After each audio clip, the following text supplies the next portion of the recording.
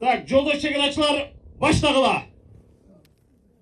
Үстүбүздөгү жылдын 29 апрелинде кыргыз-тажик чек арасын демаркациялоо иштери башталган. Муну менен көп жылдан бери чечилбей келген маселеге чекит коюлду. Кыргыз-тажик чек арасындагы демаркациянын жүрүшүнө жергиликтүүлөрдүн пикири кандай? Өткөн күн келди, чечилди. Кубанычтабыз, мына чек арада жашагандарга тизим тартылса жакшы да. Тынч жашайбыз, коопсуздук жок болот. Элге жакшы болот, чек ара ачылды. Барды келди болуп турат. Туугандыктар бар, Тажикстанда, бuyакта туугандар бар, кыргыздар бар. Кирип чыгып турса жакшы да. Биз негизи карапайым калк тынчтыкты эле каалайбыз да.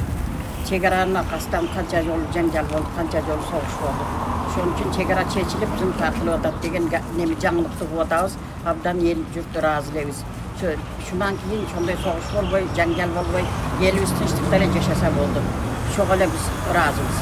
Президентибизге дагы курсамбыз, ушунчалык Ташиевке ыраазычылык билдиребиз. Эл журтубуздун тынчтыгы үчүн өздөрүнүн жанын аябастан эл журтка жардам кылып жүргөн үчүн.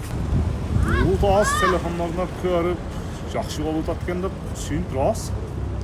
Эл ham сүйүнүп атат, телефондон көрүп жакшы болуп атат. Тынч жашайт экенбиз, балачыгына келешеги үчүн жакшы болуп атат деп сүйүнүп атат эл. Эң жакшы болду да. Чек араны чечкенге Ташиевке рахмат, Садыр Жапаровго ыраазыбыз.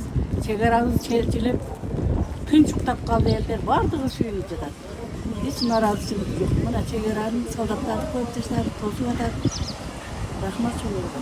Мен паспорт жашайм да. Жакшы болду, жол салынып атат. Көпүрө салып берип турат, бакин жакын болуп да. Рахмат Садыр Жапаров, Ташиевке рахмат. Бизге жакшы болду. Буранчылар чечилип атат. Интернет болсо жакшы болду, жашай беребиз. Biz жашагыбыз келбей, биз шаарга кетип калган эдик, эми келип калдыктар. Жакшы. Ошол чечилген жакшы болду. Тынч жашап мен болуп калдык эми. Бул биздин көз караш жакшы болду. Кошка Тажик өлкөсү менен дагы мындан бияга достук мамиледе болобуз деп ойлойм. Анан чек ара эми кичине жерлер берилип, анан бизге дагы кайра алынган жерлер болду, берилген жерлер болду. Аны эл түшүнүп эле турат деп ойлойм. Жакшы жагы чечилип атат. Мамлекеттик чек ара кызматынын маалыматына ылайык учурда жүрүп жаткан чек араны тосуу, зым тартуу иштери облус аймагында жалпы 420 чакырым аралыкта жүргүзүлөт. Бул аралыкты тосуу иштерин жыл соңуна чейин бүткөрүү мерчемделген.